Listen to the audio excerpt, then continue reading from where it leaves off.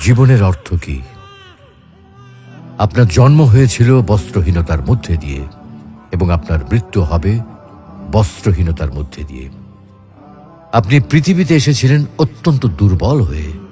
এত দুর্বল ছিলেন যে মার সাহায্য ছাড়া খাবারটুকু মুখে নিতে পারতেন না।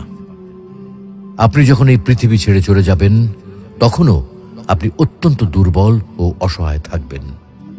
তখন আপনার কাফনের কাপড়টুকু আপনি নিজে পরতে পারবেন না, আরেকজন আপনাকে তা পরিয়ে দেবে। যখন আপনি এই পৃথিবীতে এসেছিলেন তখন আপনার অর্থ সম্পদ কিছুই ছিল না। যখন আপনি এই পৃথিবী ছেড়ে চলে যাবেন তখনও আপনার অর্থ সম্পদ কিছুই থাকবে না। আপনাকে প্রথম গোসল যেমন অন্য কেউ দিয়েছিল, তেমনি আপনার শেষ গোসলও অন্য কেউ দেবে।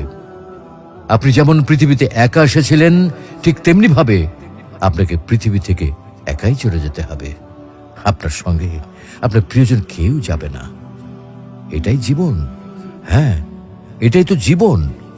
তাহলে কেন এত মারামারি, এত সংঘাত, এত হানাহানি? কেন এত বিদ্বেষ? কেন এত হিংসা? কেন এত বেইমানি? তাই সকলের প্রতি দয়াশীল হন, সকলকে আপন করে নিন এই ক্ষণিকের যাত্রায়। জীবন খুবই সংক্ষিপ্ত, সুতরাং জীবনকে মহৎ কাজে উৎসর্গ করুন।